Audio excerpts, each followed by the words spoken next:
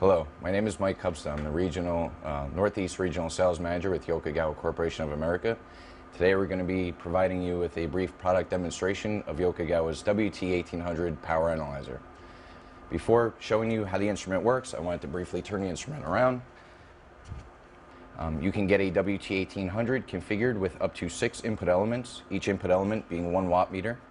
We have direct voltage and current inputs.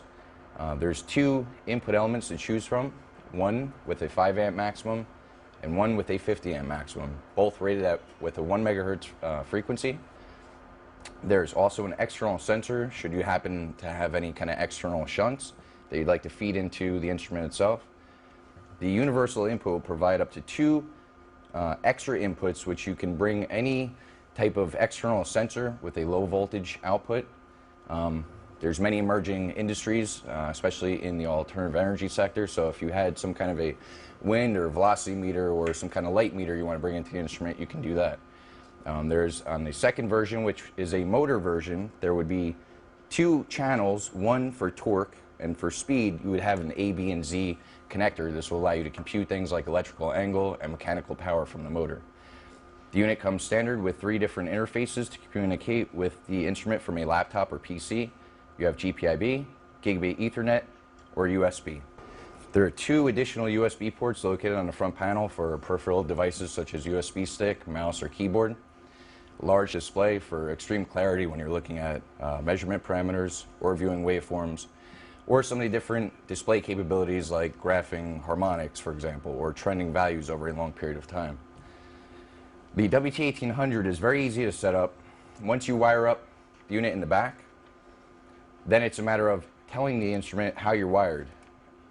You start by basically keeping either of the 6 input elements as single phase inputs, or you can easily switch and select 3 phase, so you can have a combination of a 3 phase input and output of an inverter, for example, to compute efficiency. In this case, we have a single phase input, so we're going to leave that alone. Here's where you can set independent voltage and current across each of the input elements, or if you're in a 3-phase configuration, you would set the ranges once tied to that 3-phase input. Now you can either auto range both and the work will be done for you, or you can manually set the ranges yourself. By deselecting unwanted ranges, you minimize the amount of time it takes for this unit to stabilize through the ranges and start making effective measurements. If you only had 2 ranges, or let's say if you're doing repetitive testing from 0 to say 600 volt, you can take out any of the unwanted ranges, therefore it would go from 0 to 600 volt range, and then your measurements would be ready to go. You have the choice of looking at numeric values, waveforms, or a variety of different other features. As far as numeric values, you can change the number of values and for what elements you want to view measurements for, just by simply hitting this numeric key and cycling through the various different displays. If you wanted to change any of these items, you can easily use the quick set keys. Each key is labeled for voltage, current, power, apparent power, reactive power, power factor, for example. So I can easily pick my target measurement. In this case, let's just say if I want to change power factor, I can change that to any of, let's say, apparent or reactive power. And the target element, I can even change that to any of the other 6, or even a summation if I was doing a 3-phase application. From here, you have 1 through 12 pages, so if you were doing simultaneous single-phase measurements and you were maybe testing up to 6 different devices, you can easily put your various different measurements on each of these pages, and you'll notice that the measurements are staying the same, but it's switching which target element it's making measurements for, as well as the summations, A, B, and C. And you'll see it's walking through and stepping through each one of these tabs on the side. Okay? If you wanted to view waveforms, you just hit the waveform key, and by hitting the waveform key multiple times, that will change the number of separate grids for depending on the amount of waveforms you're trying to view, until eventually you get back to a single display. You can also mix and match these displays to be, for example, numeric values as well as waveforms, or numeric values and bar graphs if you were doing harmonics.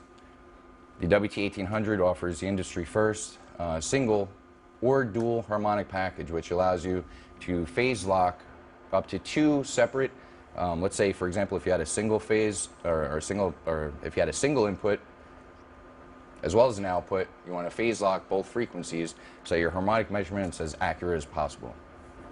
On the harmonics, whether you have single or dual, this unit offers up to 500 orders at 50 or 60 hertz fundamental.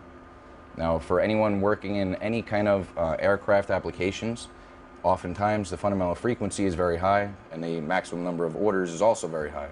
This unit will allow you up to 255 orders with a 1 kilohertz fundamental. Again, is a leading industry standard. Once you've captured the data that you hope to measure, you can then have your choice of different ways, various different ways of taking the data off. You can do everything from print to paper from the front panel, or you can choose to save the image to, say, a USB stick, which I just happen to have a USB stick in my pocket. You can quickly and easily stick your USB stick in. You can set up the destination, so it could be either over USB stick, it can be to a network folder, or a variety of different other choices. Okay? You have your choice of different formats, from bitmaps to PNG to JPEGs. Now, this is just a graphic representation or screenshot of what you're looking at. If you wanted to take it a step further and save the actual data file itself, you can come here by pressing File.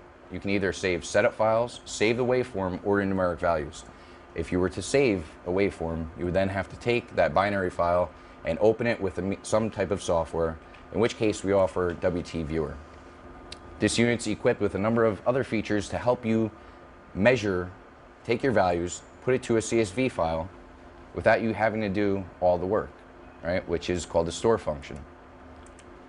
In a store function, you're able to select any of the measured items across any of the target elements for the amount of, or the number of measurements in a row you want to make. For example, if I wanted 1,000 consecutive measurements, I can set the store count to 1,000, select the measurements of interest, hit the store button, or you can tie it to the system clock to start the test when you're ready to start based off the clock. From there, you'll have your CSV file, say the USB stick, which you can take off and you can go plug into your PC. Here's where you can also access any one of your network settings. So if you wanted to go ahead and assign an IP address and put this on a network and save your data locally to a network folder, you can do so as well. This is a basic demonstration and product overview. If you have any further questions or would like to speak to a local representative, feel free to go to our website at tmi.yokogawa.com.